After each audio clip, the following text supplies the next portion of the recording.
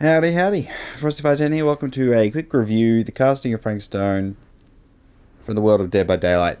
It's another game by Supermassive, so it's like a movie slash game. So you have quick time events, you have decisions that will affect the lives of characters.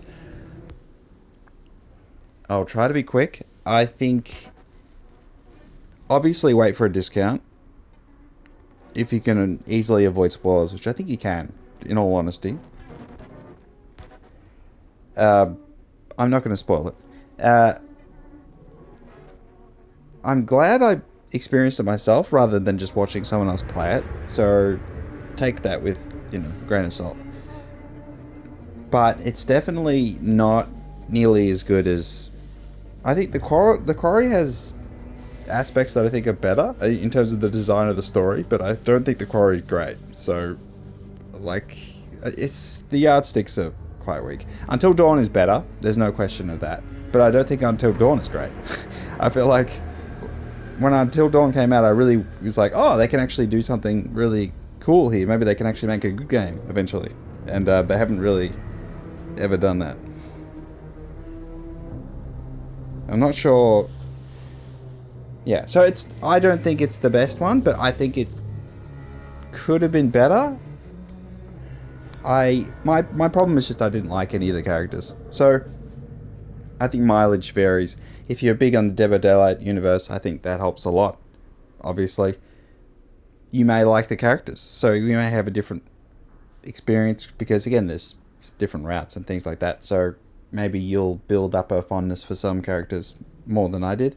I stream my whole playthrough if you want to check it on the channel, but of course you want to avoid spoilers, so don't worry about that. But yeah, I just the casting of Frank Stone I think is it's okay. The pacing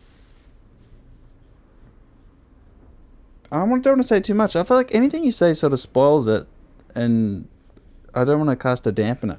So just wait for it to be on sale because it's already cheaper than normal games. But like, just wait for it to be super cheap on a bargain. A couple months time, and be like, he said it was okay, but not amazing. But it's like that. Also, it depends on how you play it, and just give it a go. Then I think if you wait and you get it really cheap, I don't think you'd be disappointed. Honestly, I think you'd be like, oh yeah, that was good. That was a good 5.5 hours, depending on yeah, I think 5.5 hours. So I think if you think of it more like I'm gonna go watch two movies back to back, then I think the price point's okay. Like if you wait for a sale, that's actually good, like a bargain.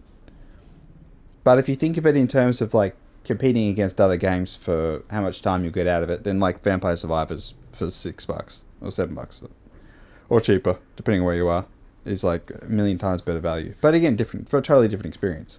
So if you want to play a movie and you want to feel, you want to immerse yourself and you have a bit of patience, casting Frankstone's good.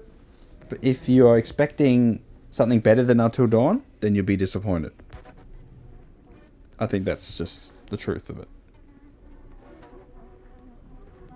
But yeah, I hope you have a good experience. I do, after beating the game and then doing some alternate path stuff, I did have more appreciation. So it's one of those things where there's so much different routes. There's so much work put into things that I think don't actually make the game better, but they sort of they just show that there's so much work in the game. So like I appreciate how much work that was put into the game, whilst also acknowledging I think that they totally misunderstand the fundamental problems that they have and how to address them and make a better game than Until Dawn. I think they don't understand, and I don't think this Supermassive will ever make a game better than Until Dawn, which is quite sad. But this is, again, an ad for Dead by Daylight. So I think that part of it is really, really important. Okay, I've rabbited on too long. I've been Frosty10. You've been you. Like and subscribe, and I'll catch you next time. See ya.